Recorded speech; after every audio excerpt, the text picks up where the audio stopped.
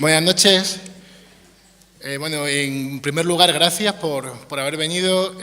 Lo que pretendemos es, bueno, en primer lugar, es inaugurar la muestra que habréis visto ahí, tras las huellas de la memoria en Extremadura. Es una exposición temática con un ciclo de cine, arte y política en la Segunda República.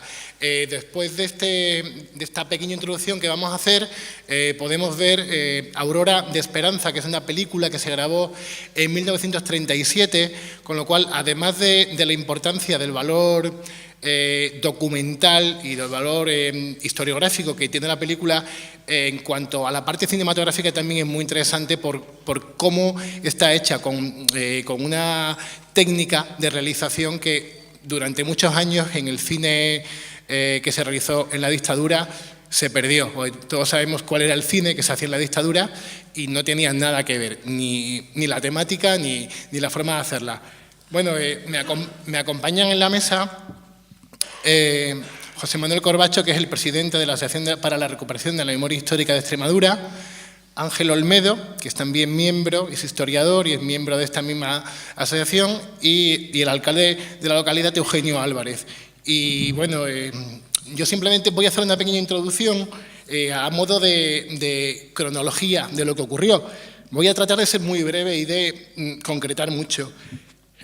Cuando estalla la guerra, en todos los sitios, el gobierno legítimo de la República, en cada una de las localidades, pues se instaura un comité local antifascista, donde lo que se pretendía era que la cosa no fuera a mayores, por así decirlo. Entre esos nombres aquí en Calamonte estaban Ceferino López, Antonio Grajera, José Gonzalo Carvajal. Y luego, bueno, también hay que hacer mención, porque se habla muy poco de las mujeres y del papel. Aquí, por desgracia, también, además de los hombres, de las 79 personas que fueron fusiladas, que fueron represaliadas, también había una mujer, que era María Galán Gajardo, a la que llamaban la Lola, ¿vale? Bueno, entre las fuentes orales también hablan de que el libro sobre el que voy a basar esto, que es La restauración de la memoria histórica, que fue un proyecto que se inició aquí en Calamonte, en el cual tuve el orgullo y el honor de poder participar en él, si bien luego es cierto que fueron otros compañeros como Leonor Balondo, que se encuentra por ahí, Andrés, Belén y Nuria también, que posteriormente continuaron. Bueno, como os decía, se instaura ese frente antifascista y de las primeras acciones que se hacen es meter en el santo a gran parte de estos fascistas. Algunos hablan de unas 19 personas, otros hablan de 50, bueno, según testimonios. El caso es que lo que sí es cierto es que allí no murió nadie, se les encerró, estuvieron varios días, se les llevaba comida por la noche, bebida, incluso hamacas, ¿vale? O sea, que quiero decir que aunque no era una situación agradable, pero no se mató a nadie. Posteriormente, ya cuando iba avanzando la sublevación y según iba subiendo la columna Madrid del general Castejón, pues funciona en Calamonte la comisión gestora. Estaban, entre otros, bueno, bajo la presidencia, como bien sabéis, de Serafín Movilla Gajardo, que posteriormente sería alcalde de la localidad, al ser uno de los más afectos al régimen. Bueno, después de eso, bueno, sabéis que comenzó la represión. Hay muchas formas de represión y aquí en Calamonte, como en el resto de Extremadura, se dieron todas. Represión, yo creo que podríamos hablar de la definición que hace Martín Rubio como eliminación física de los desafectos, es decir, de los que están en contra. No hay más. Y bueno, el tipo de represión que hubo, bueno, pues paseos, sacas, mandar a la gente al frente, la depuración de funcionarios, que si bien aquí en Calamonte tan solo se dio en un caso, porque luego otros 4, digamos que posteriormente se unieron al alzamiento, bueno, pues sí hubo uno que sí fue represaliado, pero hablando de depuración de funcionarios, podemos hablar de lo que se hizo con los maestros en la zona de Valverde de la Vera, por ejemplo, que aquello fue una auténtica barbaridad. Por ejemplo, de algunos de estos que fueron represaliados, me quedo con la definición que hacían, por así decirlo, de del padre de Juan Carvajal, ¿vale?, que era padre de Gonzalo y de José Carvajal, que también fueron asesinados. Decían que era de ideas avanzadas y tenía un bar o casino en explotación donde concurría todo el elemento del Frente Popular, que más bien parecía un centro revolucionario, opuesto al glorioso movimiento nacional, desafecto al régimen y, por tanto, incompatible con el actual régimen nacional sindicalista. Otra de las represiones que se hicieron pues, fue la incautación de bienes que se llevaron a cabo. El saqueo que se hizo, por ejemplo, en este casino, ¿no?, que lo único que pudieron conservar los familiares fue el piano de todo lo que había. Incluso testimonios orales nos hablan de que muchas de las sillas que formaban parte de ese casino se han visto en casas de algunas personas que son familiares, son descendientes de esos afectos al glorioso movimiento nacional, como tanto les gustaba llamarlo. Con esto lo que hacían era simplemente pues, tratar de debilitar la economía de los que se habían quedado, que por lo general eran las mujeres, que además tenían que hacer frente pues, a los hijos, que en aquella época no tenían un hijo o dos, solía ser 3, 4, 5 hijos, y además eran las mujeres, con lo cual era una doble condena, un doble castigo, porque era casi que enterrarlas, matarlas en vida, ¿no? De entre todos, también sabéis que para tratar de paliar estaba el auxilio social, pero es curioso porque según los documentos del propio archivo municipal se gastaba más en fiestas para conmemorar, por ejemplo, en el día de la procesión de San José, pues se tenía que cantar el carasol y se hacía una gran fiesta y se dedicaba mucho más lo que se gastaba en ese día que es lo que se gastaba en dar de comer a la gente que necesitaba, con lo cual el auxilio social no venía a ser más que una forma de lavar la cara del régimen. Muchas fueron las cosas que aquí pasaron y ya sabéis que de entre las personas uno de los hechos más escabrosos que ocurrió pasó el 27 de agosto sobre las 4 de la tarde, 27 de agosto del 36, cuando entra el camión y que se lleva a 19 personas, 19 calamonteños, siempre según testimonios orales. La mayor parte de ellos los llevaron a Badajoz y fueron fusilados allí. Algunos otros también fueron ejecutados por el camino. Entre esas personas, esas personas eran Fernando Álvarez, José Callero, Gonzalo Carvajal, Fernando Carvajal, Feliciano Carvajal, Francisco Fernández, Juan Fernández, Antonio Fuentes, José Claudio García, Maximiliano García, Agustín López Paredes, Maximiliano Macías Macías, Mariano Moreno, María Movilla Galán, Alfonso Piñero, Javier Rodríguez, José Rubio, Enrique Ruiz y Pedro Zahara. Estos 18 más una mujer. Y al día de hoy logramos contar, a la hora de hacer este libro, 78 hombres y una sola mujer, como hemos comentado previamente. Todos en la hoja de función se ponían causas relacionadas con la guerra. Ninguno de ellos estuvo en la guerra. De estos 79 hubo 2 a los que se les envió al frente, que era una forma, y estos 2 en concreto fueron porque el médico del pueblo dijo que que tal, entonces trató de interceder y la única forma que había de interceder era mandarlos al frente, donde sabían lo que les esperaba, pero al menos a quien lo hacía le quedaba el no tener que matarlos aquí. Todos los asesinados eran humildes, todos eran trabajadores, había zapateros, braceros, jornaleros. Curioso el caso de los zapateros, porque había 6 zapateros en Calamonte, se mató a 5, solamente se quedó 1, que estaba muy ligado al régimen. Y así pues se quitó también la competencia. En fin, esto es más o menos lo que aquí ocurrió. Esa represión de los hombres, de las mujeres, otra represión, no se les dejaba, como también sabe Ángel, como sabe José Manuel, no les dejaban inscribirlos en el registro.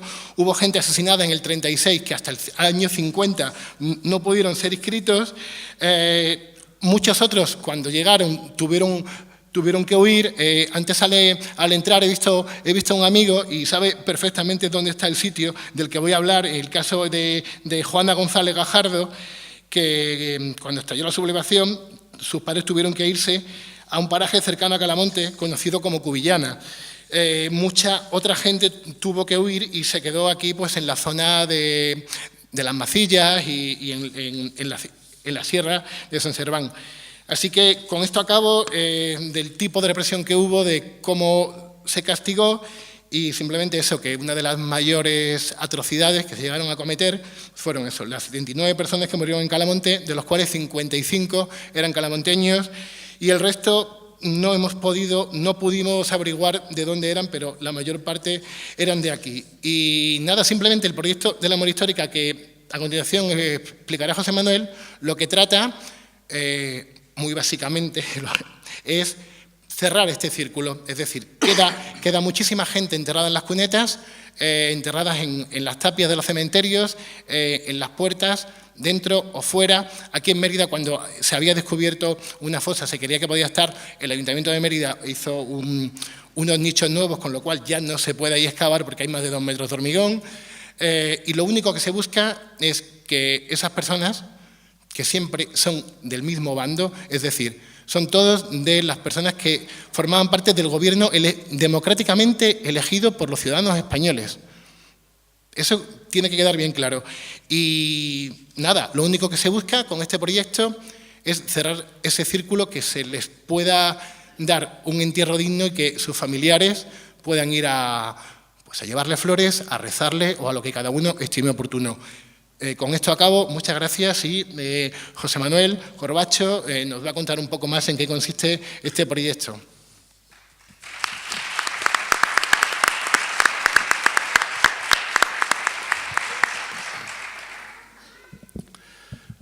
Muchas gracias, Felipe. En primer lugar, agradecer la gentileza y toda la colaboración y apoyo logístico del excelentísimo Ayuntamiento de Calamonte, en la persona de su alcalde, don Eugenio Olbrecht, aquí presente, que acoge esta exposición y este proyecto que hemos puesto en marcha este año 2017, en el que precisamente nosotros como asociación cumplimos 15 años desde que nos constituimos como tal, allá por el año 2002, y desde aquel momento, como entidad sin ánimo de lucro en lucha y en pos de defender los derechos de las víctimas de la represión franquista, hemos sido también protagonistas y testigos y una de las entidades máximas impulsoras en Extremadura de todo este proceso de la recuperación de la memoria histórica, interviniendo y participando en numerosas actividades y promoviendo precisamente la exhumación de muchas fosas a lo largo y ancho de toda la región, porque nosotros somos una asociación de ámbito regional y por lo tanto actuamos tanto en la provincia de Cáceres como en la provincia de Badajoz, y allá donde se nos demanda precisamente la apertura de una fosa o la ayuda o la asistencia por parte de un familiar o de una agrupación de familiares, allá que estamos. Precisamente gracias a la experiencia que hemos ido acumulando en esta tarea de localización y exhumación de fosas y en atención de las víctimas, es lo que ha servido de base para este proyecto, para esta actividad que hemos denominado globalmente Tras las huellas de la memoria, y que, como podéis ver, se compone de una exposición temática cuyos detalles más concretos va a desarrollar mi compañero Ángel Olmedo, una exposición temática compuesta de 20 paneles, donde se trata fundamentalmente de dar a conocer esa parte de la historia que, desgraciadamente, durante mucho tiempo nunca fue contada debidamente en este país, y sobre todo muy centrado en la realidad más cercana, en la realidad cercana de nuestra provincia, de nuestra región, de nuestros pueblos, y dar a conocer todo eso, porque a veces todavía después de los años que han pasado hay un cierto desconocimiento cuando se habla de lo que es la memoria histórica. Esta mañana el compañero locutor de la emisora aquí local me preguntaba que si esto, una y otra vez más, la pregunta recurrente, que si este tipo de actividades lo que hacen es reabrir heridas, y que por qué no, no nos han dicho más de una vez, que cierto es que más de una vez se dice, y esto es recurrente, que por qué no dejar pasar y no tocar estos temas. Pues bien, reabrir, desde luego no se trata de reabrir ninguna herida, porque reabrir, como el propio concepto indica, significa abrir algo que supuestamente ya estuviera cerrado. El problema es que para muchas familias extremeñas, para muchas familias de nuestros pueblos, esta herida no está cerrada, permanece abierta. Y la única manera de cerrar precisamente esta herida, y por eso uno de los paneles se llama precisamente Cerrando heridas, es decir, nosotros exhumamos fosas para poner en pie esa dignidad de todos aquellos que están desgraciadamente en fosas y cunetas, y precisamente lo que pretendemos es contribuir con eso a cerrar heridas. Y la única manera de poder la familia cerrar el duelo, y como bien decía Felipe, pues tener la oportunidad de llevar un ramo de flores a un sitio digno y no a aquel lugar donde eligieron sus verdugos, a esa fosa o cuneta o ese lugar recóndito donde eligieron sus verdugos, sino en el cementerio, que es donde todo el mundo debe estar. Creo que es un derecho humano que todo el mundo, simple y llanamente, con independencia de otras consideraciones sociopolíticas, todo el mundo debe de componer. Es un derecho humano y estamos hablando de una cuestión de derechos humanos. Por eso, precisamente, el Comité de Derechos Humanos de Naciones Unidas viene insistiendo una y otra vez al Gobierno del señor Rajoy de que debe de amparar precisamente a las víctimas del franquismo y tutelar sus derechos y precisamente cumplir la ley y no haberla vaciado de contenido, puesto que la Ley de la Memoria Histórica, si bien no fue derogada por el señor Rajoy cuando accedió al Gobierno en el año 2011, en noviembre del 2011, si bien no fue derogada, sí ha sido vaciada de contenido, puesto que en los presupuestos generales del Estado desde el año 2012 hasta acá no se han consignado partidas presupuestarias precisamente para las actividades de localización y exhumación de fosas, que la propia Ley 52/2007, la Ley de la Memoria Histórica más conocida, que ahora precisamente en el próximo mes cumple 10 años desde su promulgación, la propia ley establece que estas actividades son de utilidad pública y de interés social. Y la propia ley obliga al Gobierno del Estado, al Gobierno central, a convocar anualmente unas ayudas precisamente para que las familias y las agrupaciones de familiares y las asociaciones puedan llevar a cabo estas actividades de localización y exhumación de fosas. Y la segunda parte de este proyecto es ese ciclo de cine que hemos llamado Arte y Política en el Cine de la Segunda República.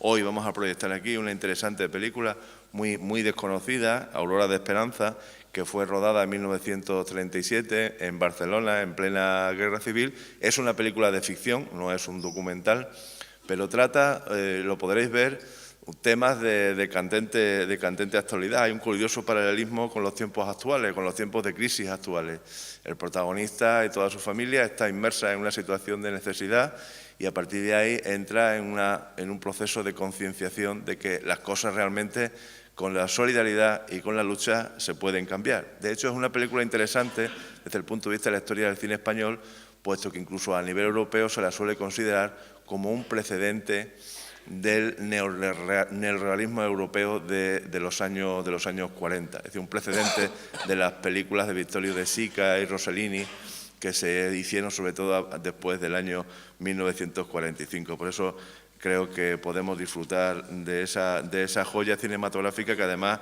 ha estado durante muchísimos años olvidadas. Y para terminar, únicamente deciros, reflexionando un poco sobre el tema de la memoria, decía el profesor José Antonio Piquera que de las diversas formas de afrontar un pasado, la relación más frecuente con ese pasado incómodo consiste en ignorarlo, si se puede, en malinterpretarlo si se deja o en reducirlo a la menor expresión si no hay más remedio que mencionarlo. Y esto es lo que realmente ha venido haciendo la derecha durante todos estos años. Primero, durante la dictadura, porque durante la dictadura sí que hubo una memoria histórica de los vencedores, hubo una imposición unilateral de una sola memoria conmemorativa de los vencedores, que durante 40 años estuvieron hasta el final, hasta 1975, celebrando su victoria e imponiendo sus ritos y sus símbolos y sus celebraciones y sus homenajes a a aquellas personas que habían caído en la lucha o habían participado en ese golpe de Estado contra un gobierno legítimo como fue el gobierno de la Segunda República. Precisamente, ahora cuando venía hacia acá, recordaba que el día 19 de noviembre de 1933, por ejemplo, ahora que se cumplió el domingo pasado, se cumplía el aniversario, era la primera vez que las mujeres españolas podían ejercer su derecho al voto. La Constitución de la Segunda República constitucionalizó y consagró derechos que hoy nos parecen básicos, y entre ellos, por ejemplo, el derecho al sufragio femenino, o el derecho a una educación pública y laica y gratuita, el derecho también a una asistencia sanitaria, el derecho a unas condiciones laborales dignas, a unos salarios mínimos. Todo eso, en aquella época, solo lo estaban consagrando en sus constituciones las democracias más avanzadas del mundo, entre ellas la democracia española. Y curiosamente, y precisamente, el derecho al voto femenino se consagró y se reconoció en España por la Constitución de la República de 1931, 15 años antes que en la República Francesa, que se pone siempre como ejemplo de democracia avanzada y ejemplar. Por lo tanto, creo que lo mejor que se puede hacer es que visitéis la exposición, que leáis con atención los textos que han sido, además, desarrollados y elaborados por una serie de importantes y prestigiosos historiadores, antropólogos, arqueólogos y otros investigadores que han colaborado con nosotros.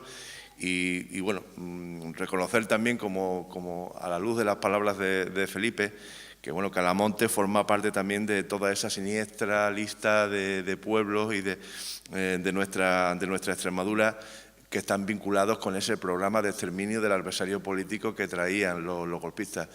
Esto no fue, y en estos pueblos nuestros, pues no fue una guerra, fue realmente la mayor parte de las víctimas, evidentemente, murieron a raíz del proceso represivo que se inició tras las tomas de los pueblos. Y él perfectamente ha manifestado algo que ocurría y que ha ocurrido en la inmensa mayoría de los pueblos.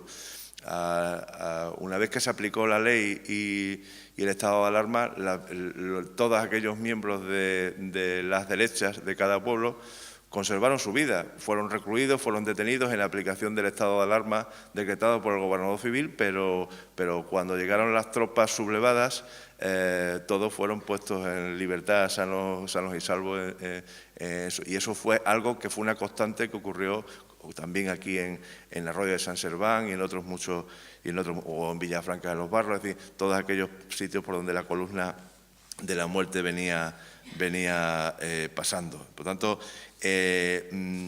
podemos afirmar sin temor a equivocarnos que precisamente en las fosas y cunetas, como están precisamente los mejores de una época, aquellos jóvenes y mujeres, hombres y mujeres, comprometidos con las reformas y el espíritu de modernización de este país que traía la República, miembros de las casas del pueblo, concejales, alcaldes, maestros, obreros comprometidos como esos zapateros, como esos ferroviarios, que estaban comprometidos también con la causa de la reforma y de la República. En fin, todo un capital humano simbólico, ingente, de aquella España democrática que fue frustrada precisamente por un golpe militar, un golpe criminal y una dictadura de casi 40 años que torturó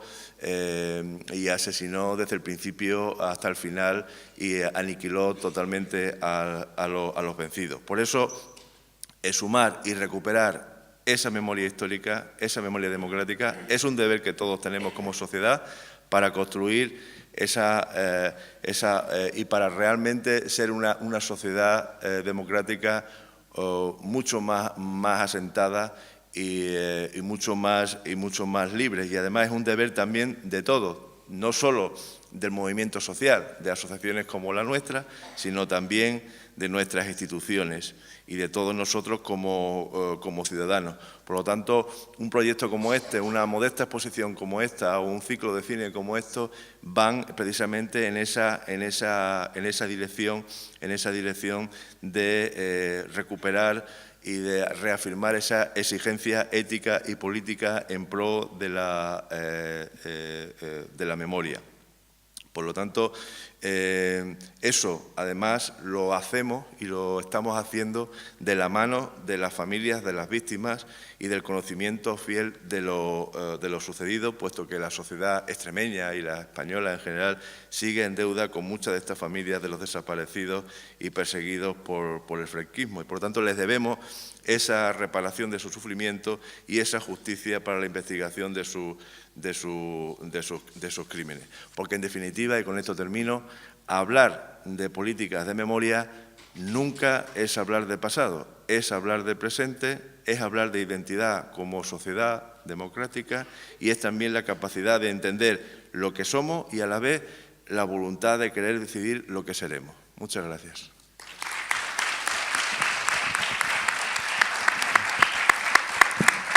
Me estaba mirando Ángel porque habíamos dicho brevedad, José Manuel, pero entiendo que cuando uno tiene tantas cosas que contar, y hablabas tú antes, hago un pequeño apunte, te doy paso, yo también soy mucho de hablar. Otro día 19, pero en este caso julio del 36, y hablando de cuáles eran las instrucciones dadas para llevar a cabo esa represión, en Radio Sevilla, lo que es Ser Sevilla, pero en Radio Sevilla el 19 de julio del 36, el general Mola dijo lo siguiente: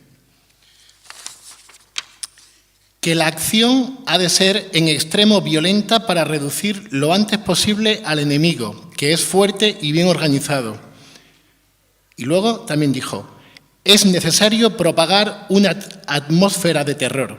Cualquiera que sea abierta o secretamente defensor del Frente Popular debe ser fusilado.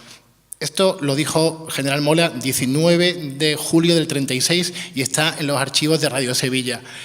Continuamos, es que has dicho eso y me he acordado la fecha, con Ángel Olmedo, que es historiador y miembro de la Asociación para la Recuperación de la Memoria Histórica de Extremadura. Pues muchas gracias, Felipe, Eugenio. También agradecer a muchos compañeros y compañeras que están en la sala y que cuando empezamos allá por el año 2002 con este tema de la memoria histórica, aquí en la comarca de Mérida, pues desde entonces empezamos a pelear y yo creo que en estos años hemos avanzado mucho y prueba de ello es la exposición y este programa que tenemos. Yo recuerdo con especial cariño al tío Andrés y a la señora María de aquí de Calamonte. El tío Andrés se acercó a la Asociación para la Recuperación de la Memoria Histórica de Extremadura y nos dijo: oye, que yo antes de morir quiero recuperar a mi primo Juan Barrena, que vivía en Arroyo de San Serván y que una mañana, pues como otros tantos miles de jornaleros de Extremadura, fue asesinado. Y bueno, quería aprovechar esta reflexión, ahora que se habla tanto otra vez de franquismo, muchas veces desde el desconocimiento, parece que es una palabra que cuando se utiliza sin saber cuál es su significado real, pues parece que pierde valor y que parece que el franquismo no fue tanto como los que hemos estudiado o los familiares que lo sufrieron, pues conocen en propias carnes. Y es que cuando termina la guerra, durante la guerra y la dictadura, tenemos más de 13.000 personas en Extremadura que fueron asesinadas. No son combatientes en el frente, son personas que son sacadas de sus casas.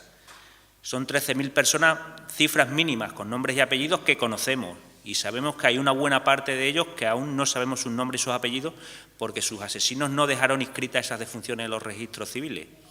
Y solamente gracias al trabajo de investigación y a alguna documentación y los testimonios de los familiares podemos ir reconstruyendo.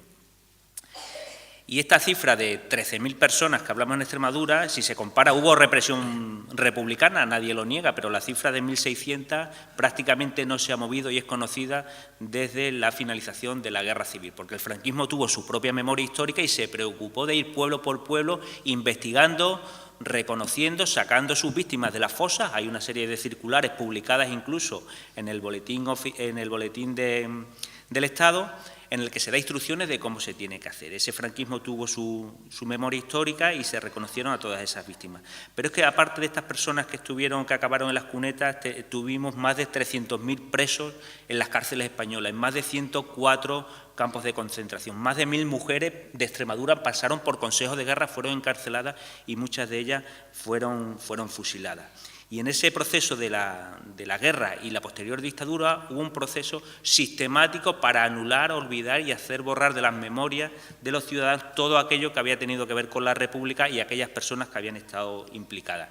Y en el caso, como se ha señalado, eran zapateros, eran jornaleros, eran aquellos que habían participado en el proceso de reforma agraria. La señora María nos lo comentaba, como la gente de aquí de Calamonte, que habían recibido tierras durante la República, cuando llegan los franquistas, los golpistas, les arrebatan esas tierras y muchos de estos campesinos acaban en esas fosas comunes.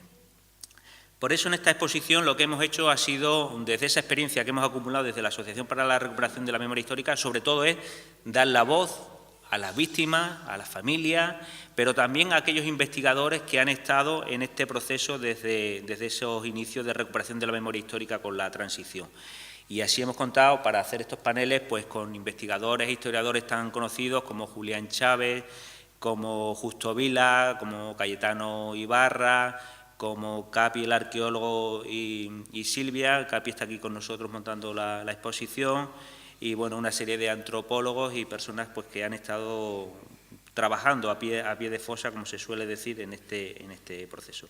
En esos 20 paneles de la exposición contamos cuáles son las bases en las que se sustenta esta dictadura franquista, por qué se alarga durante tantos años, cuál es ese proceso que pone la dictadura para mantener su memoria, pero también para hacer borrar de alguna forma aquella memoria que no le convenía, y cómo en los primeros momentos ya de la finalización de la dictadura algunos ayuntamientos se lanzan a la apertura de fosas. Era un deseo que había en muchos municipios, se sabía dónde estaban esas fosas y algunos alcaldes y familiares pues tomaron esa iniciativa. Bueno, en aquel momento era más una cuestión sobre todo emocional. No se contaba ni con los recursos ni con los equipos que tenemos actualmente y en muchos casos pues abrían fosas, como aparecen en la foto y se pueden ver. Pues con una retroexcavadora colazada pues salía el cráneo por un lado, otro hueso por otro lado, bueno, un poco desde el punto de vista de hoy, que se hace de forma científica, un poco profesional, pero sí que primaba ese factor. Y a partir del año 2002 es cuando podemos situar ya el comienzo de lo que se conoce como recuperación de la memoria histórica, como un movimiento social, pero acompañado de esta serie de profesionales que son los que ponen el sentido científico para todo este tipo de apertura de fosa y también de reconstrucción de ese periodo de lo que es la memoria. En estos paneles, como decíamos, pues una de las historias que precisamente recogemos es todo ese proceso de excavación de la fosa del Valle, bueno, el término municipal de Mérida, pero personas de Arroyo de San Serván y de aquí de Calamonte, desde que los familiares se ponen en contacto con la asociación hasta que se procede a obtener los permisos de los dueños de la finca. No siempre es fácil cuando son fincas privadas, como sucedió en este caso. Y en el momento que se recuperan esos restos, de acuerdo con la familia, pues se procede a hacer un acto público, en el caso que estamos hablando, en la Casa de Cultura de Arroyo de San Serván, y a depositar esos restos en el cementerio, en el lugar donde deberían estar esas personas, y no en el lugar en el que sus asesinos los habían dejado tirados al lado de ese arroyo. Y en este sentido, como también decía Felipe y José Manuel, es como se cierra este círculo. Nosotros aquí no hay ningún otro afán partidista, vamos a ayuntamientos donde nos ofrecen un lugar donde poder estar, no miramos si es de un color o de otro color, sino que esto entendemos que es una tarea colectiva y que no se trata solamente de recuperar los restos de una persona, de una familia y entregárselos a esa familia, a esa persona, sino que es una tarea colectiva. Y en esa tarea colectiva tenemos que estar implicada toda la sociedad.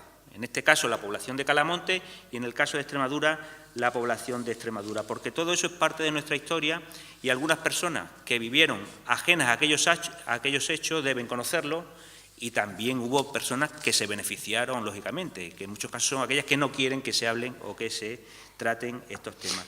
Pero en todo caso yo me quedo para finalizar ya con las palabras del tío Andrés, que nos decía, que nos repetía una y otra vez: yo antes de morir quiero recuperar a mi primo, antes de morir quiero recuperar a mi primo. Y curiosamente, al poco tiempo de excavar esa fosa que van a ver ustedes en el audiovisual, hicimos el homenaje público y el señor Andrés falleció. Cuando vinimos por aquí, por Calamonte, y Aniceto, los sobrinos, dijeron: pues fíjate, parece que lo que le mantenía en vida era recuperar los restos de su primo. Y cuando consiguió que recuperáramos, que abrieran la fosa, parece que ya él descansó y al poco tiempo falleció ya con 90 y tantos años. Por nuestra parte, muchísimas gracias, agradecer la asistencia y pasaríamos ahora ya, Felipe, para que... Muchas gracias, Ángel.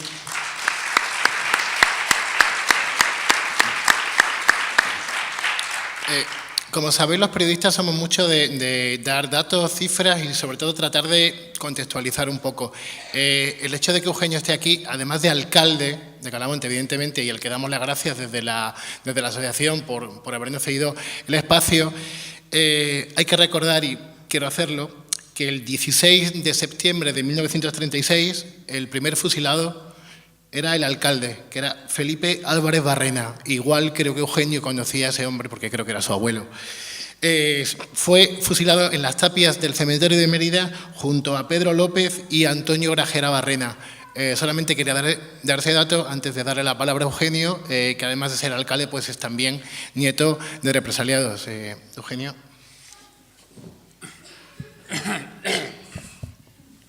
Bueno, buenas tardes. Yo voy a intentar ser breve. Normalmente los que me conocen dicen: cuando dice que eres breve ya nos cansa todo y nos vamos.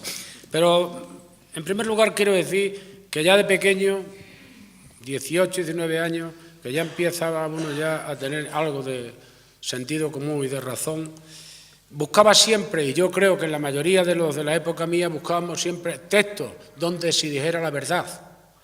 Porque yo aprendí en historia, de la que tuve el gusto, que después no seguí, y de documentarme en historia, pero yo personalmente siempre se decía en la época mía que las historias las escribían los que ganaban. Luego hemos estado no solamente con nuestros familiares y con otros, con vecinos que murieron, los fusilaron, pero nosotros la historia nuestra es que no averiguamos la verdad, porque como he dicho antes, las historias las escribían y yo creo que las siguen escribiendo en otros países los que ganan, los que pierden no tienen historia. Y gracias a vosotros, a la memoria histórica que estáis, pues yo quiero comenzar diciendo que gracias a vosotros ya empezamos a tener la realidad y la historia de lo que ocurrió en realidad y dónde están los que fusilaron en cada sitio y en cada momento. Yo, dicho esto, normalmente cuando alguien te está contando una historia, pues te la crees, pero cuando eres niño más.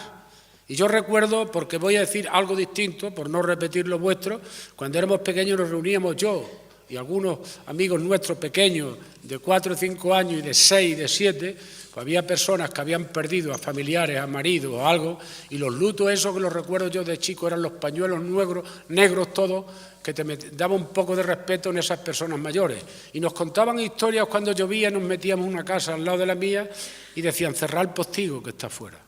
Ese postigo, no me fío, no se fiaban.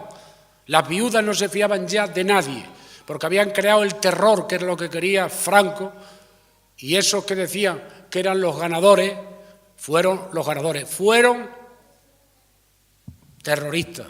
Eso que sí es crear terror, lo que hizo Franco. Franco se encargó de cargarse a todo lo que olía a algo de personas que habían participado para que en España durante 30, 40 años no hubiera nadie capaz de volver a rebelarse en contra de los golpistas, que realmente era lo que habían hecho. Eso es lo que llevamos nosotros metidos dentro en la época mía, y hablo de mi época, y yo conozco de personas que sufrieron mucho, mujeres, hombres también, pero las mujeres también, y vi cosas que muchos de los mejores de los que estáis en la sala pues la viviste igual que yo. Eso no se va a olvidar nunca, pase lo que pase y digan lo que digan. Y Franco se encargó de crear ese terrorismo y mató y fusiló. Y cuando hablo de Franco, porque era el responsable máximo, aunque él no fue el cerebro oculto, porque yo creo que no era muy inteligente, a pesar de lo que dice, fue Mola y fueron otros que se encargaron, junto a Comar, que era un capitalista en Mallorca, de las Islas Baleares, que fue el que financió el golpe de Estado. Luego, por tanto, dicho esto, esto es el sentimiento, esto es lo que me he tenido, y nunca se nos ha podido olvidar a mucha gente. y a mí menos. Yo recuerdo que cuando entré de alcalde en 1979 era una obsesión nuestra, de los concejales compañeros que estábamos allí, una obsesión. No queremos un muerto nuestro que haya por ahí, de aquí de Calamonte, que no tenga una sepultura digna. Y qué suerte, porque después nos lo comentaron mucha gente aquí en Calamonte, y los calamonteñas, sobre todo las calamonteñas y calamonteños, los fusilaban en las paredes del cementerio, y las familias, los hermanos, quien fuera, cuando se descuidaban un poco, iban al pueblo por otra cosa, cuando venían estaban enterrados en los panteones, y tengo datos de eso. Luego en Calamonte, toda la familia, los que fusilaron aquí en Calamonte, le dieron sepultura a sus familiares recién fusilados. Pero hubo otros que fusilaron en la Cuesta de Lobón, que incluso los datos que yo tengo iban con carros a por ellos, que estaban en una falda de algo que pega el río Guadiana antes de subir a la cuesta, y en muchos otros sitios. No voy a relatarlo aquí porque eso ya lo que queremos ahora en estos momentos, que estáis vosotros aquí, la memoria histórica. Tan solo recuerdo que tuve que ir a un congreso a Madrid estando de alcalde, y vino unos familiares de Huelva, algunos lo conocéis, los mayores quizás sí, de una persona que se llamaba Lucio Fernández Tobía, que fue alcalde antes del golpe de Estado, era factor, lo llevaron a su tierra, a Huelva, y allí, ya cuando tomaron Calamonte, fueron gente de Calamonte a por él para fusilarle aquí en Calamonte. Y según la historia dicha, le hicieron el entierro en vivo desde Las Cruces o por ahí, un poco más atrás, hasta el cementerio, la calle adelante, así. Eso era la derecha que estuvo gobernando y los golpistas. Eso es lo que hicieron en Calamonte. Y vinieron los familiares a hablar conmigo, y estando en Madrid, yo tenía dicho entonces al encargado, al Corto y a Gonzalo, que estaba de teniente alcalde, hay que encontrar este familiar como fuera. Nos costó mucho trabajo con el paro, no lo dimos, tuvimos que coger una máquina excavadora del ayuntamiento y pegando a las paredes. Fijaros bien, cuando estaba allí el cadáver, la máquina mismo lo notó porque hay unos 10 o 15 centímetros, tú que eres experto en la materia, que era como grasa y aflojó un poquito eso. Y dimos con los restos, avisamos a los familiares y se los llevaron. Estoy contando esto con respecto a vosotros. Eso fue lo que en Calamonte hicimos al principio de entrar aquí, que era todavía antes, eso lo hicimos antes del golpe de Estado del 23F. Quiero decir con esto de que además de eso tuvimos también a los 6 meses, pero además sin problemas de ningún tipo, nos echamos para adelante y cambiamos el nombre de las calles de Calamonte. Pero no hicimos como ellos, de a generales ni asesinos ni nada, lo hicimos a los nombres anteriormente a la República.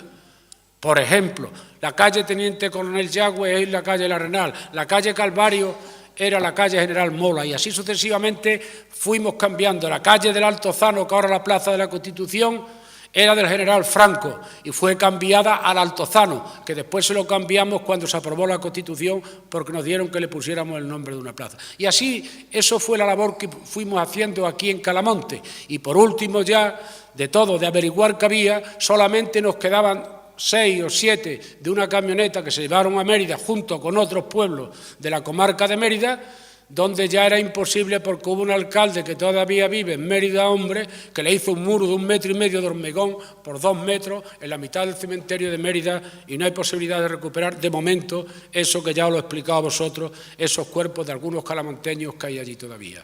Eso es lo que hicimos en aquella época. Y por último, ya no quiero cansaros más, deciros que hubo la idea que el primer pueblo que hizo un monolito a los caídos en defensa de la libertad y de la democracia, en defensa de los derechos de todos los españoles, fue en Quintana de la Serena. Allí vimos, Gonzalo y yo, que tenía un monolito, y allí encargamos el monolito, ese que está ahí, donde hay, no sé, son 62, 63 personas que murieron fusilados vilmente y algunos perseguidos por las sierras como conejos.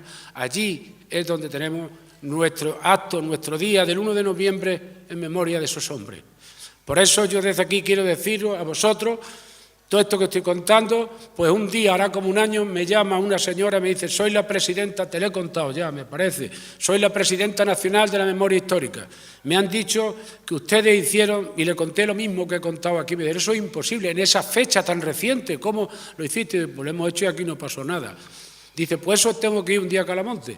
De verdad que no ha venido, pero como tengo aquí delante de mí a la memoria histórica de Extremadura, a la asociación, a vosotros, que sois los representantes, Por eso yo quiero deciros a vosotros que si viene esa señora bien recibida hasta aquí, pero desde luego no es que estéis primero, pero desde luego el corazón como extremeño nos tira que lo que necesitéis del Ayuntamiento de Calamonte, en cualquier sentido, en cualquier palabra, tenéis nuestro apoyo para que sigáis investigando y averiguando las tumbas que hay dentro de Extremadura para enterrarlos junto con lo suyo.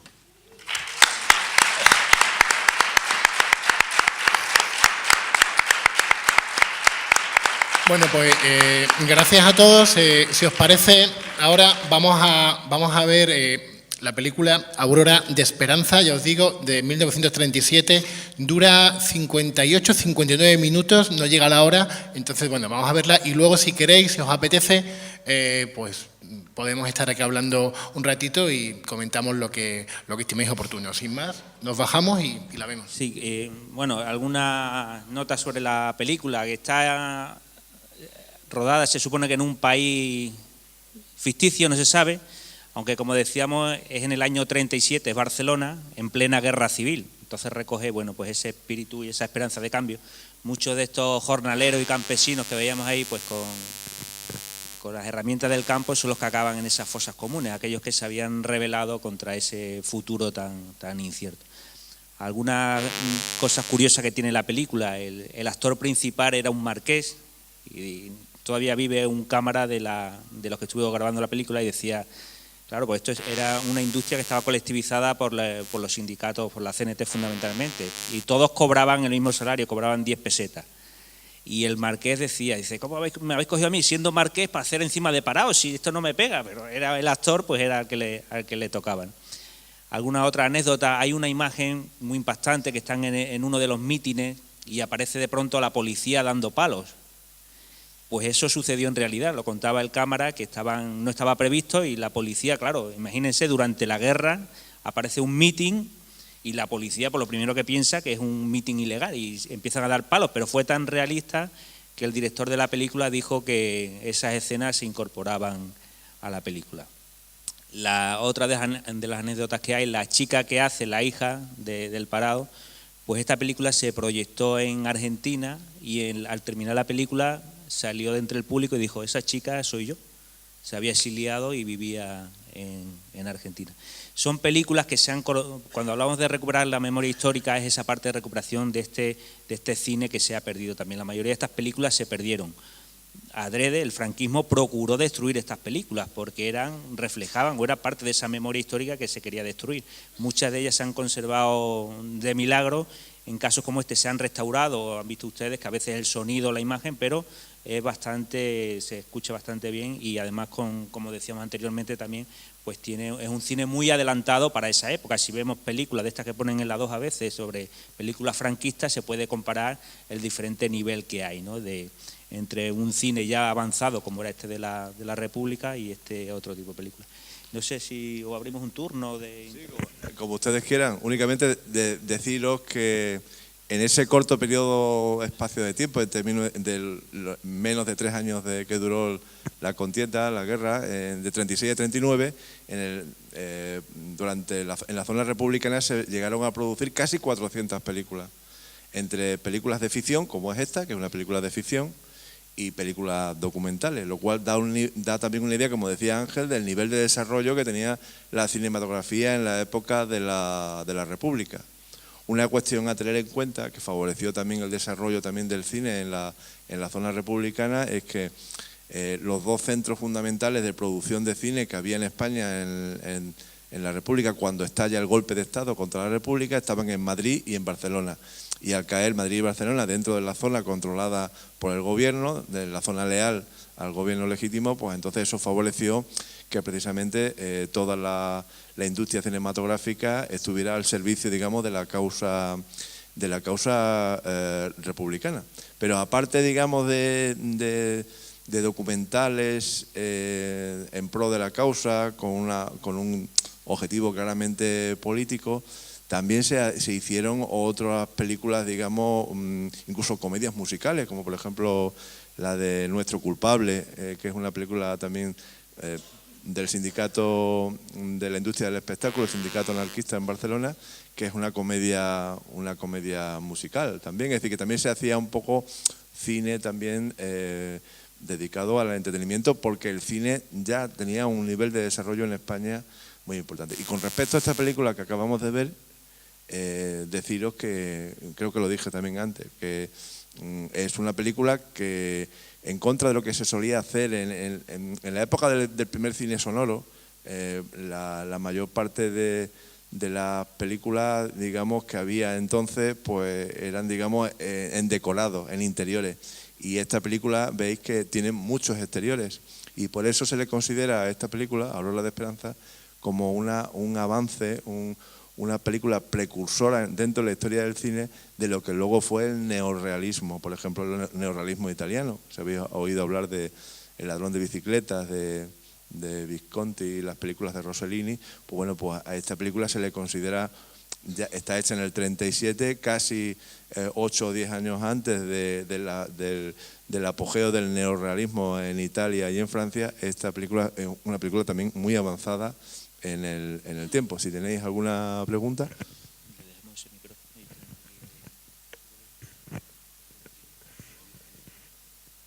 No, ahora. Luego, sí es cierto también que en la película se ve como hay determinadas cosas que se van repitiendo. Por ejemplo, la crisis que hemos tenido ahora recientemente, una de las cosas que ocurría era que esos lazos familiares que permiten que la gente se recuperara de la crisis, ya lo hemos visto ahí con la vuelta al pueblo, ¿no? Que se vuelve la mujer al pueblo y eso permite que la familia salga adelante. Y luego un apunte de cine, ese penúltimo plano en el que está la madre con la hija, a mí me recordaba muchísimo a Lo que el viento se llevó. Ese plano de O'Hara después de decir adiós pongo por testigo que nunca volverá a pasar hambre, ¿no? Y luego un pequeño apunte es cómo ha evolucionado la sociedad. La fregona, que no existía todavía, tenían que fregar de rodillas, y luego hay una cosa que sigue igual, el tren que tienen en Barcelona es casi igual que el que tenemos en Extremadura todavía, pero bueno, había por ahí una pregunta.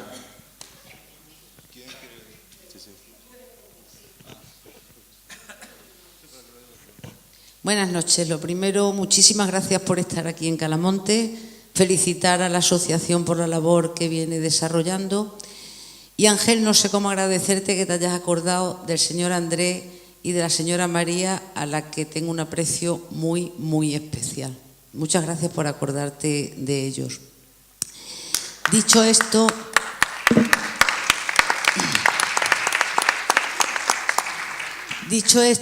le he oído decir al señor Corbacho que desde 2012 en los presupuestos del Estado no aparece ninguna consignación presupuestaria para la ley de la memoria histórica. Eso a nivel estatal. A nivel de Extremadura, desde el año 2011, vosotros lo sabéis exactamente igual que yo, desde 2011 hasta aquí, que yo sepa, solamente el año pasado, creo que el verano anterior, se abrió la fosa de Feria. Entonces, yo, posiblemente desde mi desconocimiento, no he visto que desde la asociación, que posiblemente era quien más le correspondía eso, apoyándose en la sociedad, el haber presionado para que estos años no fueran perdidos, porque están realmente perdidos.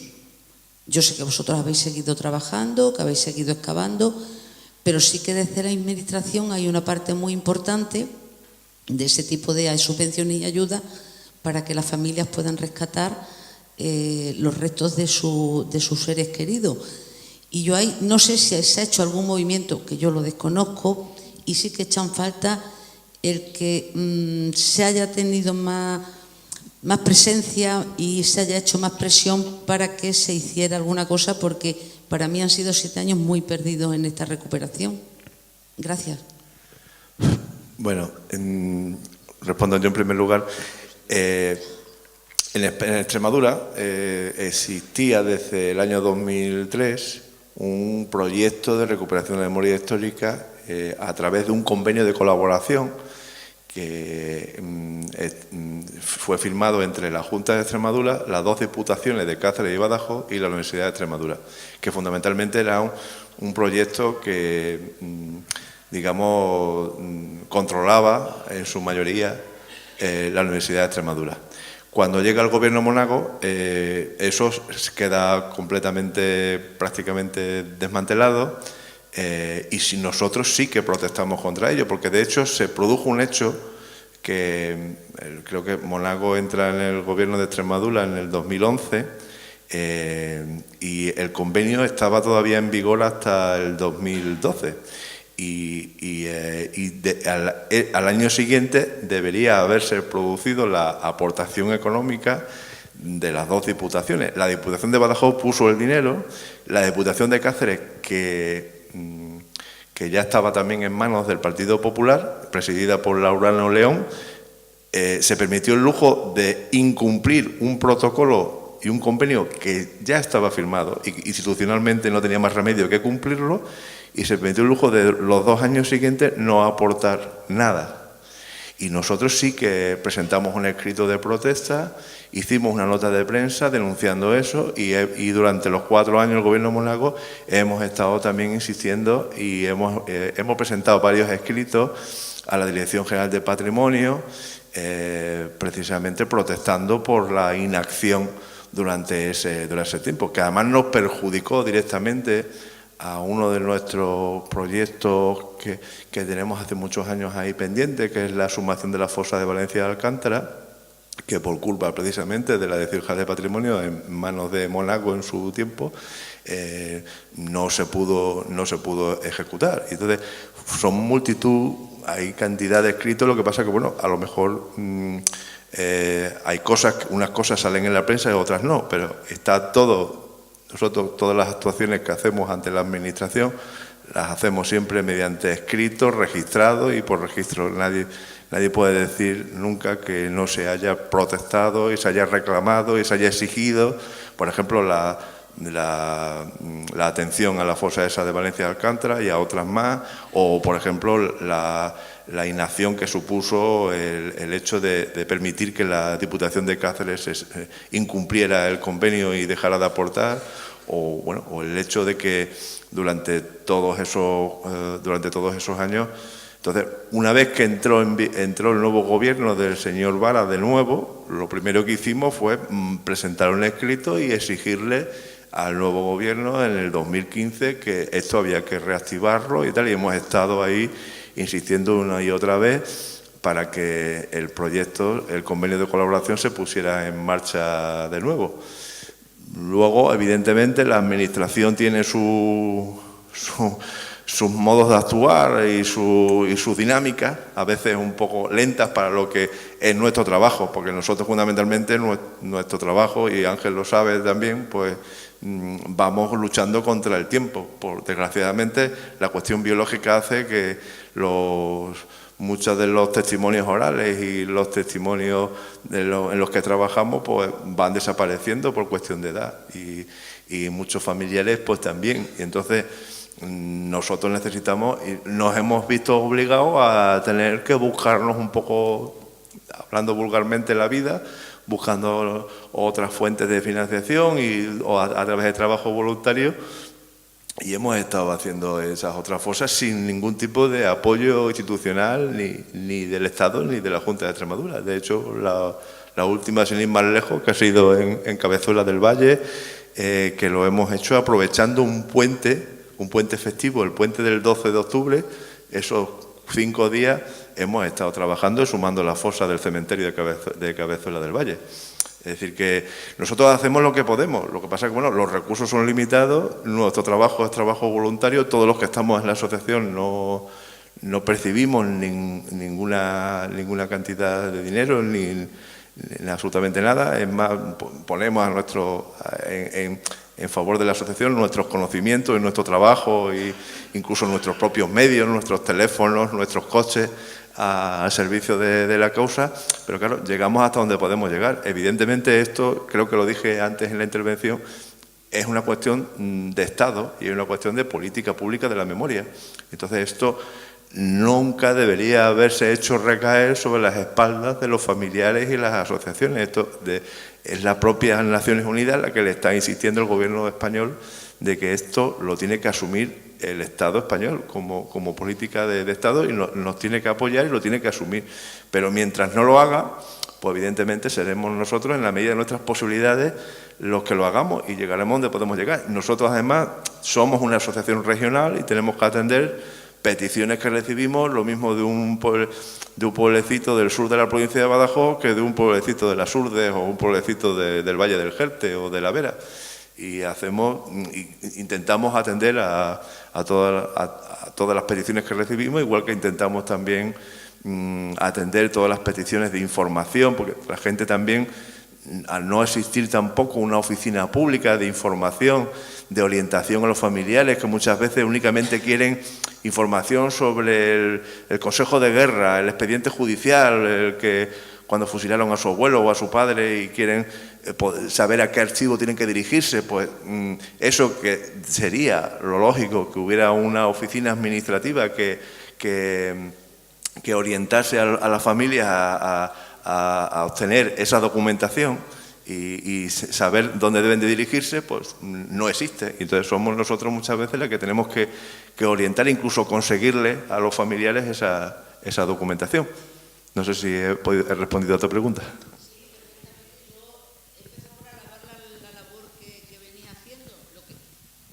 Lo que pasa que tú mismo me lo vienes a decir, es que la asociación llega hasta donde puede.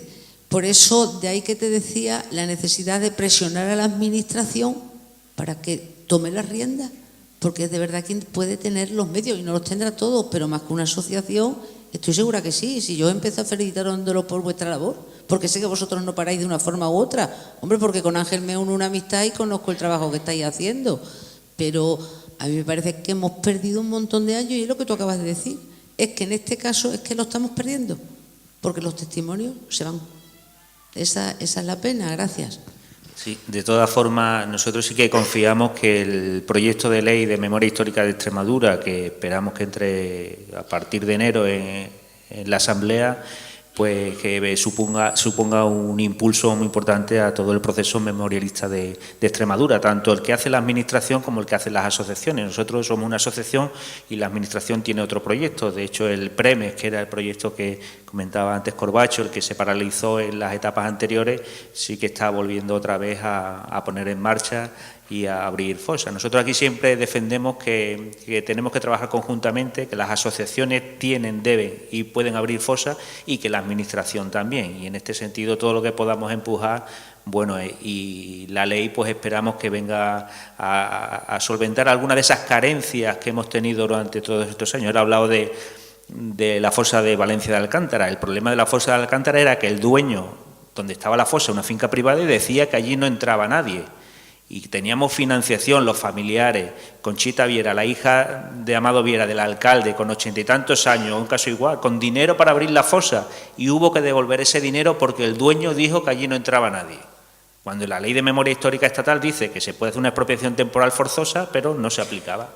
Entonces, confiamos, somos relativamente optimistas que esta ley de Extremadura va a obligar no solamente a las administraciones, sino también en muchos casos a los propietarios privados que se niegan a que se pueda hacer esas labores de contenido social, ¿no?, de ayuda a las víctimas. Si hay alguna cuestión más, pues muchísimas gracias a todos y todas por venir y seguimos en esta tarea. Gracias.